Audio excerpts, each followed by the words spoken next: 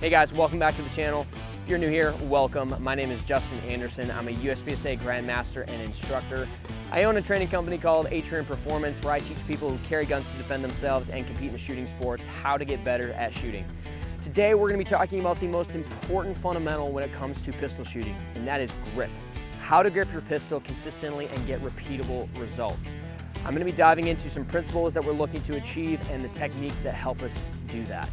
I'm going to explain this as simply as I can in 10 minutes, and then we're going to shoot some stuff. So without further ado, let's dive into it.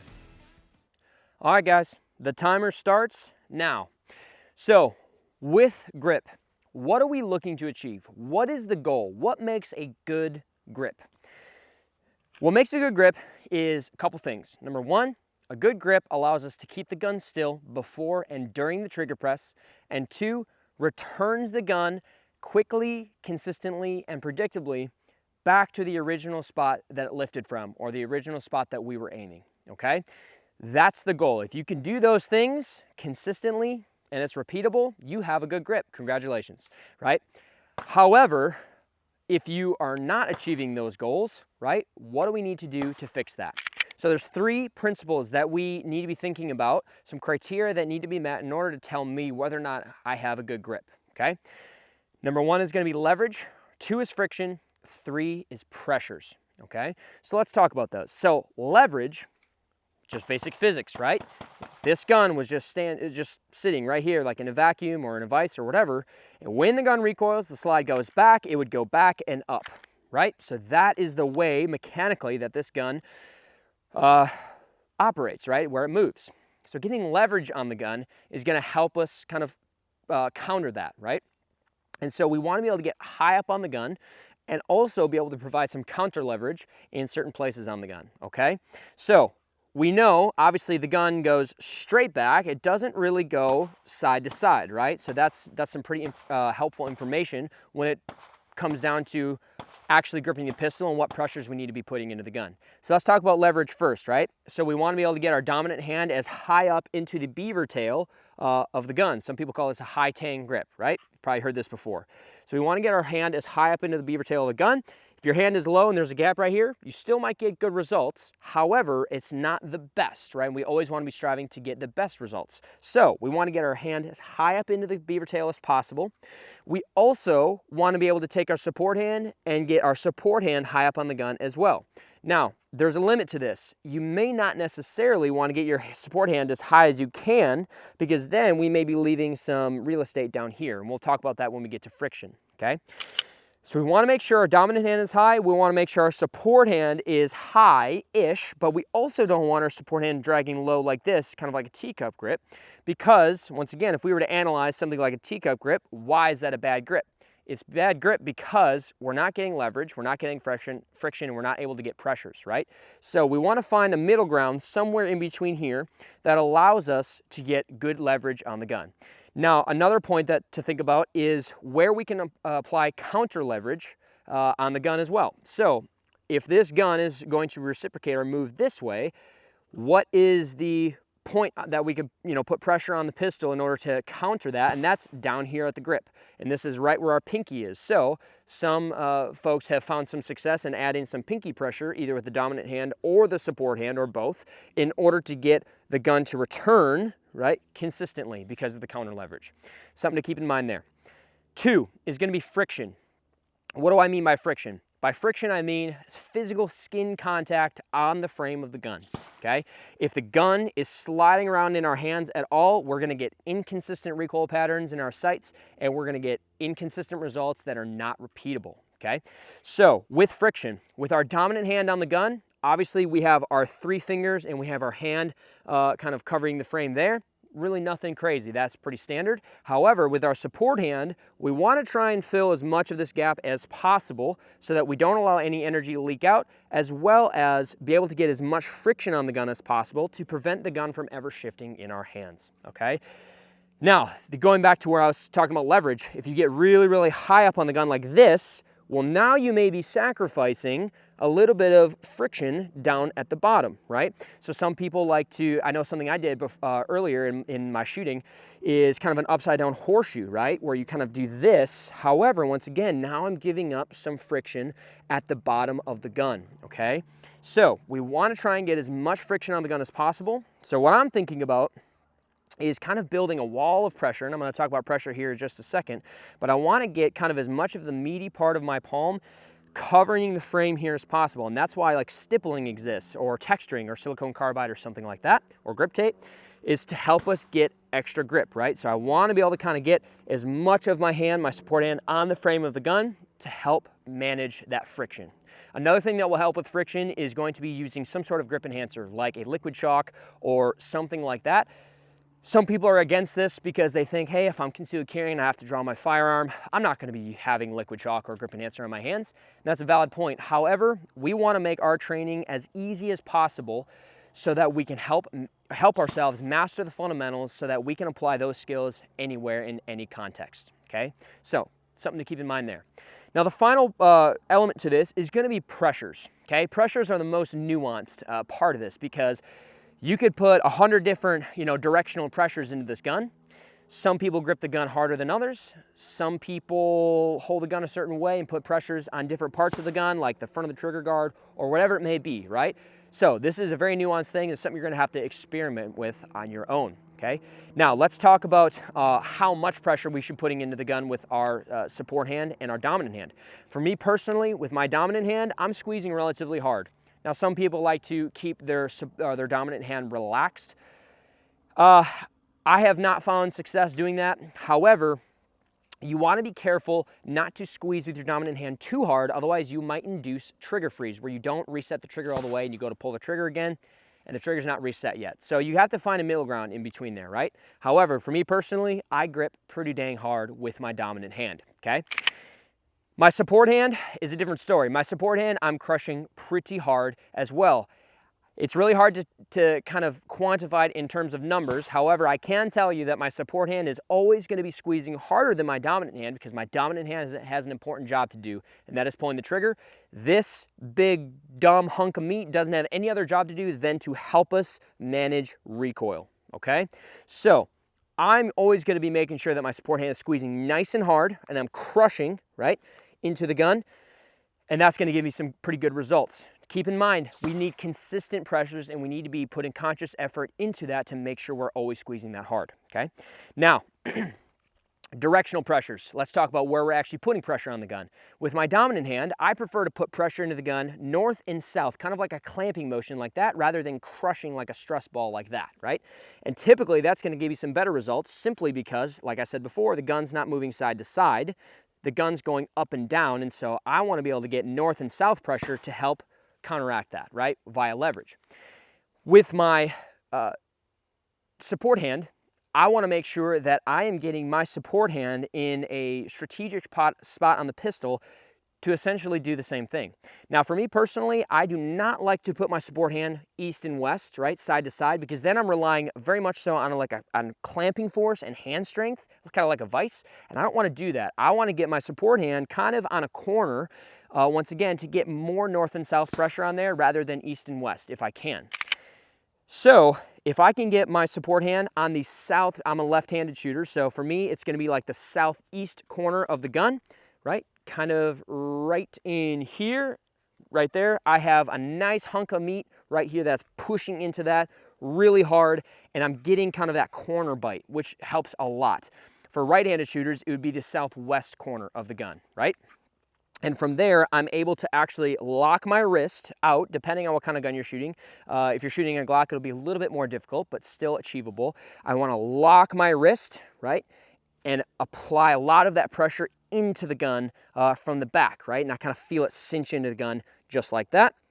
Now, let's talk about the things that we're looking to achieve, right? Keeping the gun still before and during the trigger press. Keeping the gun still before, right? If you're squeezing the gun hard enough to where the gun is shaking and you can't keep your sights still, you're gripping the gun too hard, right? unless you have, you know, some sort of ailment that prevents you from actually keeping the gun still. You might need to back off that pressure just a little tiny bit just to make sure that gun is staying still, right? And then keeping pressure consistent during the trigger press, that's the tricky one, because that's when you see for right-handed shooters a lot of low left deviation. Low left deviation comes from your dominant hand, specifically these bottom 3 fingers, changing pressures as you pull the trigger and doing one of these actions.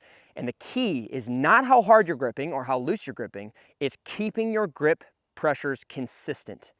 So it doesn't really matter to me how hard or soft you're gripping it, you just need to keep it consistent, and that is gonna help you keep the gun still when you pull the trigger.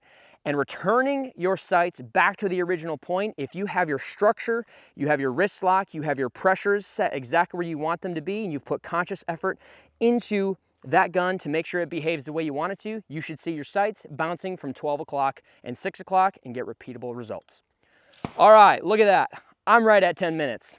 Guys, that's a 30,000 foot view, explained as simply as I can how to grip the pistol, right? If you do those things, you will get consistent and repeatable results, okay? So what we're gonna do now is I have a target set up here, and we're gonna do a couple drills, both dry fire and live fire, to kind of work grip, to keep yourself honest, and to give you kind of a roadmap on how to polish your grip.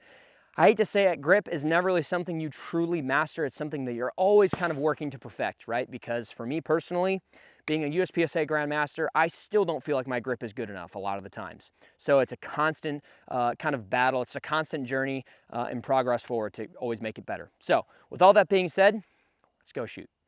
All right, so we have a nice clean unshot target here at 5 yards with the black paster in the middle. We're just gonna be shooting some drills and exercises to help develop and test our grip. Now, I'm sure you've been told before if you ever miss your target, you missed because of bad trigger control, right? Here's a bombshell for you. You should be able to slap your trigger and still be very accurate. Assuming that you are aiming in the right spot, which that's a whole nother video, but assuming that you're aiming in the correct spot, if you shoot and you do not hit in that spot, it's because of your grip, not because of your trigger control. Your grip is what influences the gun off the place that you're aiming, right? Now, our trigger control can help us aid a suboptimal grip, but we don't want to focus on that right now. We want to focus on building a really good grip that can handle any kind of trigger press, right? And the reason this is important is because if we're shooting a target like this, like a USPSA target, and we're shooting at the alpha between 3 to 7 yards, we should be shooting it very quickly, right? We should not be shooting very slow and careful, prepping the trigger to the rear or, you know, to the wall and then slowly pulling the trigger. We want to be smashing that trigger very, very quickly. And so we have to be able to develop a grip that allows us to keep the gun still during a smash, right? And if we can do that, chances are we'll be able to keep the gun still when we prep the trigger to the wall, right? So the first thing that we're going to be doing here is a drill called trigger control at speed. And I'm a huge fan of it because it really highlights the deficiencies in your grip, okay? So what this is I have my timer set on delay. I'm going to be aiming at the black paster on the target here, and I'm going to be off the trigger. And when the buzzer goes off, I'm smashing through that trigger really quickly and really violently, okay? And I'm actually staging my trigger finger touching the front of the trigger guard. And the reason I do that is because that essentially represents the most gross way I could pull a trigger, right? I ideally would not ever have my finger come off the trigger when I'm shooting, but it might, and I should be able to have a grip that can handle that, right? So I want to make sure that my dot is staying still, right? The goal is to keep the gun still during the trigger press. If you have an M&P, MMPs are kind of notorious for having a little side movement in the dot, and that's just the way the striker drops on this gun, so, you know, watch out for that. But in general, I want to make sure my dot is staying in that pacer when I pull the trigger. Now, some things to kind of watch out for with this is movement in or inconsistencies in our grip or pushing into the gun, right? So typically what I'll see people do with this, like in class or something like that, is when they do it, they push into the gun really hard, right? Straight low. And the reason that you do that is because you don't trust your grip, right? People call this shot anticipation, and I absolutely despise that word. I hate the word shot anticipation because the definition of anticipation is prediction. I don't know about you guys, but when I go to pull the trigger, I'm absolutely predicting my gun to go off, okay? So it's just an arbitrary term that instructors use that then is not really understood by students, but it's kind of just muddled, right? And I hate it. So shot anticipation, what people mean is that you are pushing into the gun to counteract the recoil you know is coming. And the reason you're pushing into the gun is because you don't trust your grip, okay? Even if you have a good grip, you're not trusting it. And it's still something I battle with, right? I actually just had this the other day at a training session. First probably 50 rounds of the day, I was dropping shots, straight low, like every 6th or 7th round, right? It was really rough. And it's just simply because I'm not trusting my grip. I'm sure you guys have done a trust fall with a buddy or whatever, right? And I like to kind of describe this as doing a trust fall with your grip. You have to trust it, even if your eyes looking at the dot, jumping up and down, your eyes are telling yourself, oh man, this dot is moving like crazy. I need to help my grip, right? And that's a separate issue with like staring at the dot, which we'll talk about here when we do multiple round strings. But specifically with this, we have to keep the gun completely still and just allow our grip to do its thing, right? Don't help your grip. It doesn't need to be helped if it's good, okay? Another issue that you want to kind of be watching out for is changing pressures with the bottom 3 fingers on your dominant hand, which will cause low left deviation or maybe straight left deviation, okay? If you're doing that, something that might help is actually adding a little bit of pressure and preloading those bottom 3 fingers, not crushing too hard, but preloading kind of with that front to back pressure, and then trying it, right? Something to keep in mind. Maybe you need to relax your grip, whatever it may be. Or maybe you actually just need to crush harder with your support hand. But the key here is if you're not getting good results, you have to change something. The definition of insanity is doing the same thing over and over and expecting a different result. Okay, if you're not getting the result you want, you need to change something, okay? You need to be very analytical about what is happening, okay? All right, so what I'm gonna do here is I'm just simply going to have my timer here. I'm gonna aim in on that black paster, and when the timer goes off, I'm gonna smash that trigger really hard. Here we go. Okay, that was really good. Stayed right in the paster. Nice. One more time. Stand by. Okay, my dot is just resting right there, feeling really, really good about that. So what I can do now is I can actually go live with this to confirm that what I'm seeing is accurate, right? All right, so here we go. I'm gonna go ahead and load up here. All right, here we go. Stand by. All right, dead center in that black paster. Now notice how I'm shooting very, very quickly right after the timer goes off. That was a 0.21. We want to make sure that we're ambushing that trigger as fast as we can, because if you let the timer go off and then you kind of just wait for it and then you go, right, you're kind of missing some of the important elements of this drill, right? You want to make sure that you are within about 0.2 seconds because you want to ambush and smash that trigger, which is going to really highlight the deficiencies in your grip, okay? All right, we're going to do this once or twice more. Stand by. All right, dead center in the paster again. Stand by one more time. All right, little bit low, but still in the paster. I'm okay with that. That one was definitely a lot slower. That was a 0.4. Not sure why that was so slow, so that's definitely a fail, right? We need to be at that 0.2 second mark. But once again, I'm smashing the trigger as hard as I can, and I'm getting 1-inch group results, which is really good, okay? Now, another thing we can do with this, like I said, do this in dry fire. This is really, really helpful in dry fire. I like to do this drill in dry fire all the time when I'm at home, or maybe even at a safe table, like at a match, or if I'm coming to the range to practice and I just want to do a warm-up.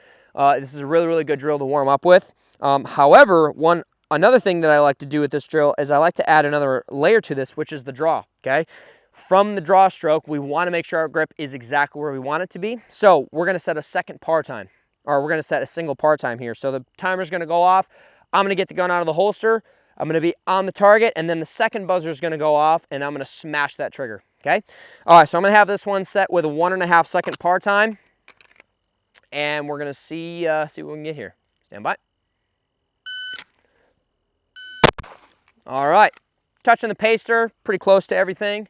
That was a 0.24 second reaction time. Here we go, stand by.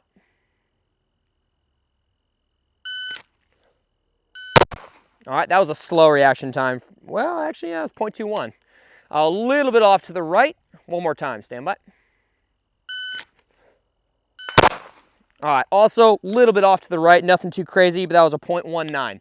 Okay, so that is what we're looking for with a drill like that. You can kind of see, target might be a little blurry, but about a 1-inch group, right? So I'm hitting extremely accurate while smashing the trigger, which is telling me that my grip is really solid and I'm achieving the goal of keeping the gun still before and during the trigger press. Now, with all that being said, let's dive into multiple round strings. All right, guys, so getting into shooting multiple rounds, this is where it gets tricky. We start diving into the world of recoil management, and I'm not gonna necessarily dive into super great detail for recoil management in this video, but grip is the reason for recoil management, right? That's how we achieve good recoil management. So it's kind of ties into each other. So when we're shooting multiple rounds, right, now we're starting to get into, the goal of returning the gun back to the original spot that we were aiming, but also keeping the gun still before and during the trigger press. It's all kind of culminating together. Now, when we're shooting this, we're gonna start with 2 rounds, right? So doubles, the doubles drill. I personally think that like right now, a lot of people are kind of overusing this drill and maybe not getting as much value out of it as they could. I like to use it kind of as a grip diagnostic tool of, hey, can I keep the gun still and just pull the trigger twice really quickly without influencing the gun or pushing into the gun or anything like that, changing pressures with my grip. And if I'm doing the correct thing, I should be able to get pretty good results on target. But, the important part of this is looking at the target, looking at the trends, and being really honest with yourself, okay? I don't like to spend a ton of time doing this. We're gonna start getting into 4, 5, 6 round strings, which is kind of the true test of grip, I think. But this is a really good way to kind of test out what is happening with your grip when you're pulling the trigger. I like to, when I'm doing doubles, I like to pull the trigger as fast as I can, right? 2 rounds, bop, bop, as fast as I can. And I wanna treat each double as its own rep. So I don't wanna go bop, bop, bop, bop, bop, bop as fast as I can in between, because you might as well just shoot 6 rounds, right? We need to treat each double like its own rep, so take as much time as you need to in between each set. Re-aim the gun, make sure your grip pressures are really consistent, fix it if you need to, and then send it again, right? So we're gonna do that here. Just so you guys know, I'm shooting, for the internet trolls out there, I'm shooting some Blazer 147 grain aluminum case, which honestly, this stuff is actually kind of hot. So I'm not shooting gamer ammo, low power factor gamer ammo. Anyways, okay, so I'm gonna start the timer here. This is not a time drill, but I do kind of like to look at my splits to make sure your splits really should be below 0.25. When you're doing something like this. And really, it's hard to define the goal, like what is the goal for this, because the goal may not necessarily be, hey, you need to get all alphas. The goal should be able to be to stack rounds, right, in each other. However, you may not be able to do that right now. So you have to be realistic with kind of what you're looking to achieve. For me, I'm looking to achieve just a concentric group around the black paster, right, where the rest of my shots are right there. If I'm seeing shots go low, or maybe I have shots going high or something like that, I want to pay attention to that and kind of, know or predict why that's happening so I can fix it, okay? All right, so here we go. I'm just gonna shoot a couple sets of doubles. I'm gonna shoot maybe, 3 or 4 sets of doubles, and we're gonna kind of take a look at the target here and, kind of take a look at what my grip is doing, see if we get good results on target. All right, here we go.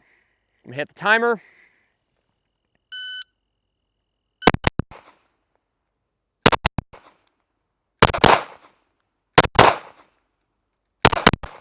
All right, so interesting results, right?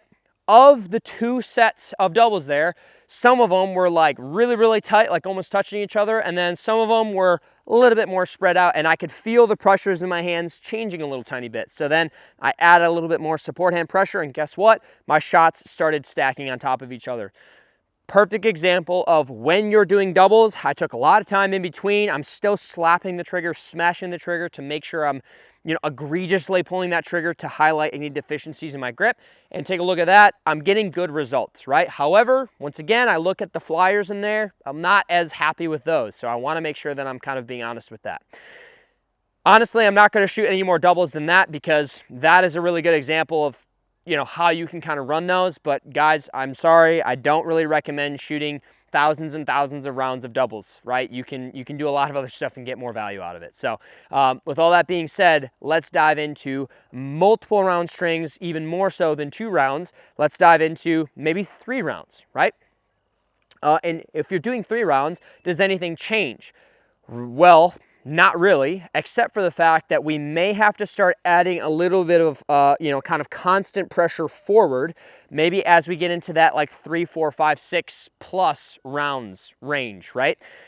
So if you were to watch me shoot a bill drill, you'll notice that I don't necessarily just stand here and shoot.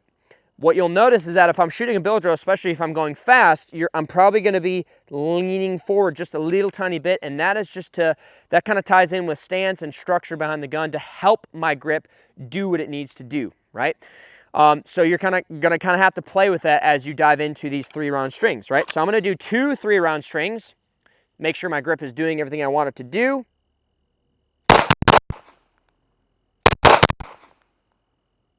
Okay, I think that's all I got for that mag. I have one more in there. Okay, so first rep, the 3rd round was a little high. I could feel my grip pressure kind of rocking up a little bit, which is why that high one happened. And then the 2nd rep, I made sure to kind of have a lot of mental intent to return the gun exactly where I wanted it to be, make sure my pressure is exactly where I wanted them to be. And guess what? I got good results again. So with all of this, now we're going to go into bill drills. Okay, so a bill drill is just simply 6 rounds, right, from the holster, and we're going to see if our grip falls apart. Once again, we need to put a lot of conscious effort into squeezing with our support hand and making sure the pressures stay consistent. And we're going to be looking for all alphas, and I'm going to be shooting as fast as I can, okay? I don't really care about the draw stroke right now. I don't care about my draw speed. I'm just simply going to get my gun out on target, and I'm going to fire 6 rounds as fast as I can. Here we go. Stand by.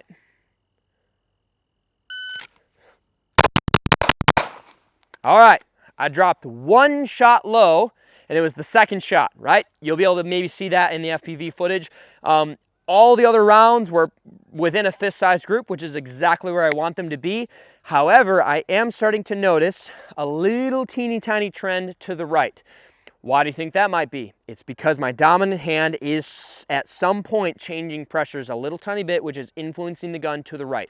Now, is it very slight? Yes, but I want to be critical of myself to make sure I'm getting, excellent results, not just mediocre results, okay?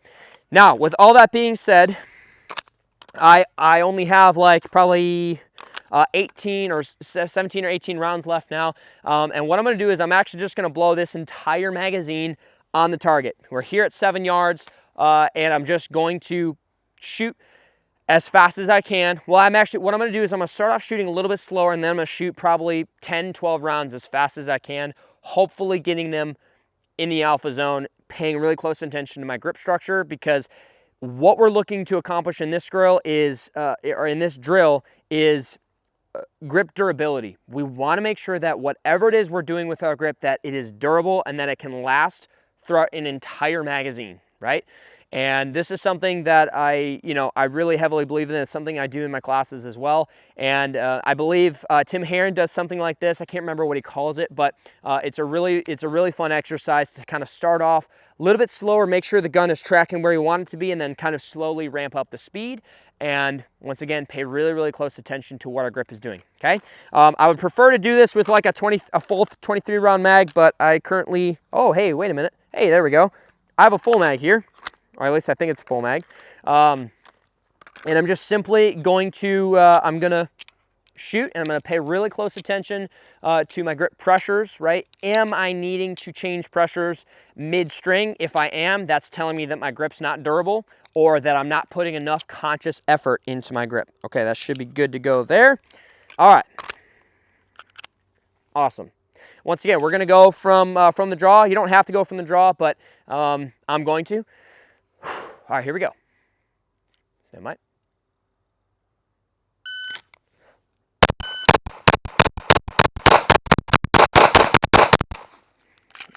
Oh.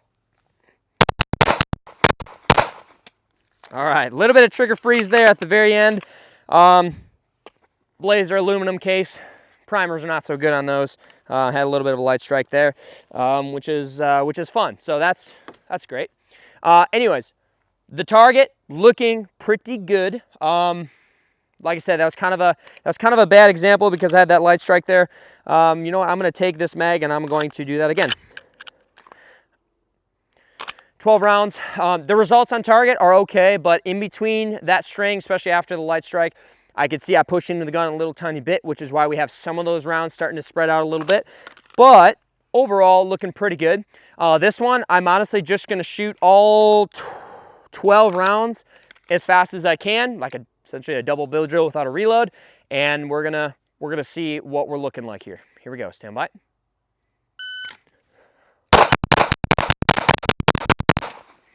All right, looking really, really good. I'm liking that a lot.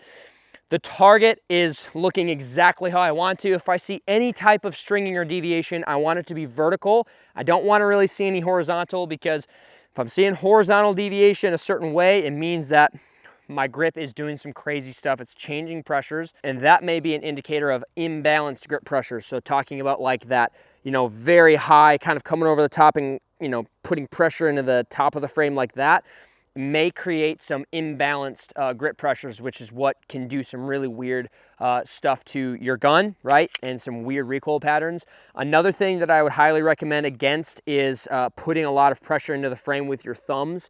What I see a lot of students is actually putting a lot of pressure into the frame with your thumbs, which is then causing a little bit of also that horizontal deviation. It may not be much because your thumbs can't, you know, overpower your grip. However, it could be enough to create some weird patterns, right? And some weird stuff happening there. And I'm sorry, your thumbs are not strong enough to really help with recoil mitigation. I know that with stippling and some of the ledges or gas pedals or whatever, I'm sorry, at least with these kinds of guns, like, it's really not that important. You don't really need them. So something to keep in mind there.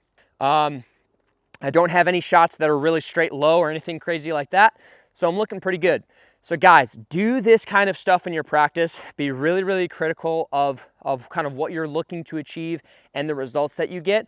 But even more important than that, pay attention to like the pressures and what your dot is doing, right? It's not always just black and white, like, hey, if you can get alphas, then you have a good grip. It's not necessarily black and white like that, because once again, we're at 7 yards here. It's nothing too hard, right? However, we could go all the way back to 25 yards. We could do the exact same thing. And that's kind of a fun exercise too, is to actually walk back, you know, to 10, 15, 25 yards and shoot at that same pace and kind of see where your grip starts to fall apart and how big the spread is at those distances, okay?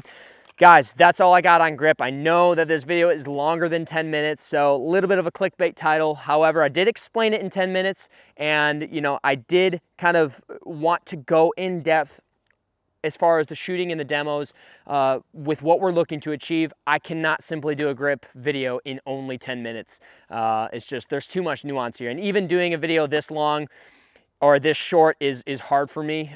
This video could be an hour-long video for talking about grip. So if you guys are curious to kind of hear my full take on grip and to actually run some of these drills in class, come train with me in my company, Atrium Performance. I'd love to have you out there. I travel all around the country doing classes like this, and yeah, love to see you there. So guys, again, thanks for watching, and I'll see you next time.